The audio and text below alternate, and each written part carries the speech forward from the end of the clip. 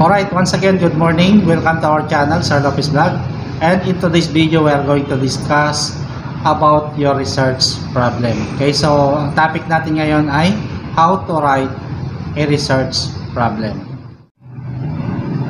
In the format that we are using today in our research activity, the research problem comes right after the introduction. Okay, hopefully you already finished your introduction. Right after the introduction, here comes now the statement of the problem. Alright, so in our research problem, we are trying to describe the issue that we are going to address in our research activity. Aside from that, the research problem also sets the objectives of our research work.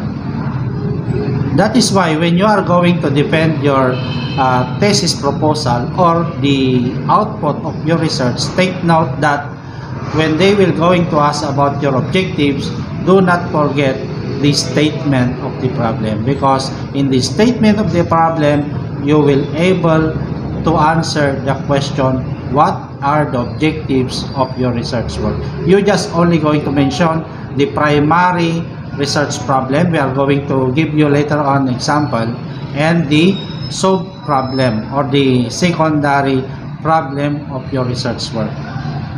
Alright, so let us take this for example. So dito sa ating statement of the problem, this is still a part of chapter 1. Okay, statement of the problem. This study is conducted by the group of Miss Lalata before. Okay, so itong thesis na ito ay ginawa nila way back 2019. Medyo matagal na. So kinuha natin ito bilang isang example. Okay, so let us read. Statement of the problem. Generally, this study will determine the level of effectiveness of the implementation of curfew for minors in crime prevention in the municipality of Pilar Abra. Okay, so there are two kinds of research problem that we are going to use in our research activity. The general problem, okay? Yung general problem, usually ito naman yung title natin. Okay, ito kasi yung title ng kanilang study, Level of Effectiveness of the Implementation of Curfew for Minors in Crime Prevention in the Municipality of Pilar Abra. Ito yung kanilang title of research. Kaya dito sa statement of the problem, ang technique niyan, uulitin lang natin yung title natin, pero ilalagay natin yung preliminary statement na this study will determine. Then sulat nyo na yung title nyo. That is the general problem of our research work. Then second paragraph, specifically it will seek answer to the following problems. So, yung format na ginagamit natin ay magkaroon lang tayo ng tatlong problems or sub-problems, I should say. Tatlong sub-problems ay okay na sa akin. Pero kung gusto nyong dagdagan tulad nitong study na ito, meron silang 5 specific problem. Pero yung ideal na kung saan tinatanggap ko na rin ay yung tatlo, okay na yan. So, basahin natin yung specific problem number 1. What is the profile of the respondents in terms of the following?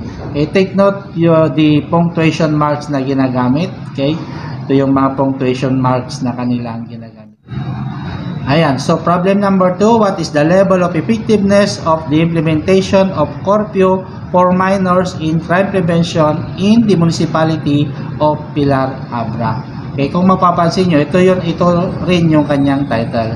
So, inilagay niya ito sa problem number 2. Aalamin niya yung level of effectiveness of the implementation of curfew hours. That is problem number 2 or specific problem number 2. Okay?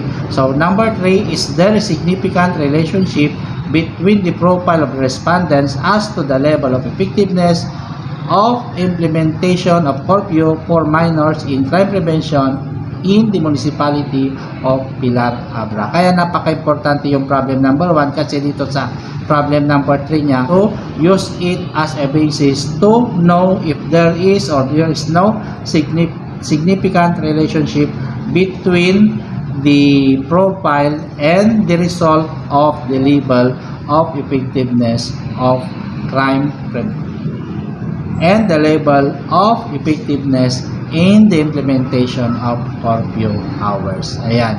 So, 3 problems is enough in our research work, pero kung gusto nyong dagdagan, it's up to you.